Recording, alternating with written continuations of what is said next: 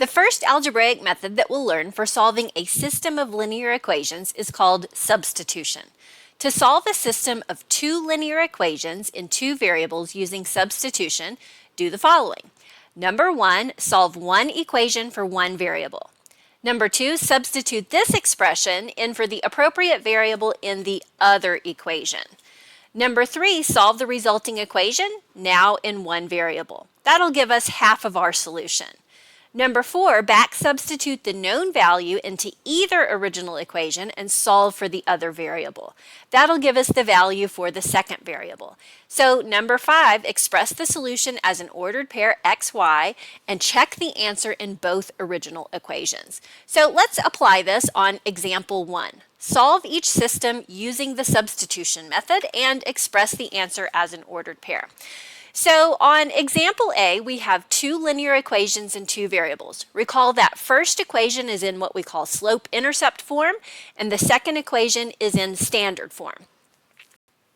The first step for solving a system by substitution is to isolate one variable in one equation. Notice in equation 1, the variable y is already isolated. So step 1 is complete. So what I need to do now is program that information from equation 1 into equation 2. So I want to take this expression for y from equation 1 and plug it in for y in equation 2. So this will look like equation 2, x minus 2 times the new y, 2x minus 11, that comes from equation 1, equal to 10. Notice this gives me a linear equation in one variable. We can solve this by isolating x. So first, we need to distribute our negative 2 into parentheses. That's going to give us minus 4x plus 22 equals 10.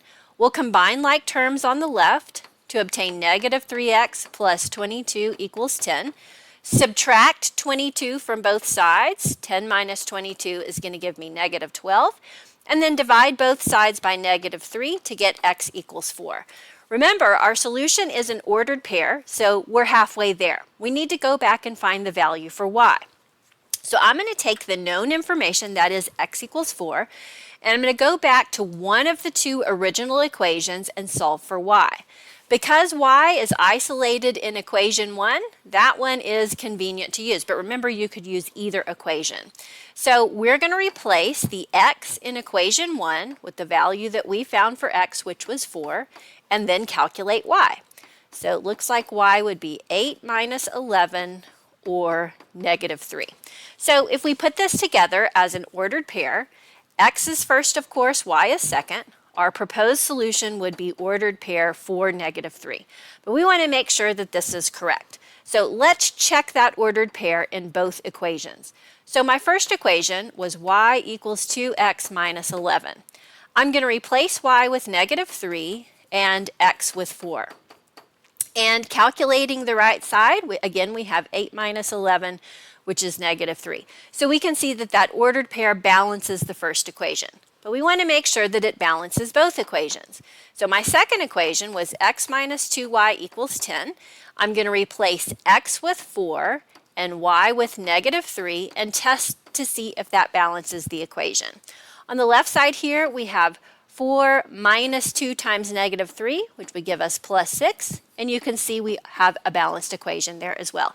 So we can be confident that the ordered pair 4, negative 3 is the solution to the system. Recall, this means that the two lines described by the two equations would intersect in the point located by ordered pair 4, negative 3. Let's take a look at our next example. In the next example, both equations are in that general form, ax plus by equals c. To solve by substitution, we need to isolate one variable in one equation. So I could isolate x or y from equation 1. I could isolate x or y from equation 2. So because we have choice, let's choose the most convenient variable to isolate. If you spot a variable with a coefficient of 1, that's generally the easiest one to isolate. So let's isolate y in equation 1. We can do this by subtracting 2x from both sides. So our new equation 1 would be y equals 1 minus 2x. Now I'm going to take that information and plug it into the other equation.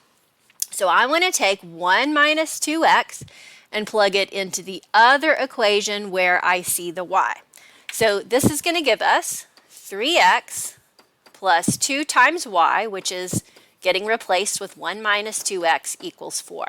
So we're taking two equations and two variables and reducing it down to a single equation and a single variable because that's something that we can solve. So let's solve the equation. Begin by distributing the 2 into parentheses. Combine like terms on the left. 3x minus 4x gives me negative x. Subtract 2 from both sides. And then divide both sides by negative 1. So it looks like x equals negative 2. Now that's half the information. We need to find the value for y. We've got the x value, we need the y value.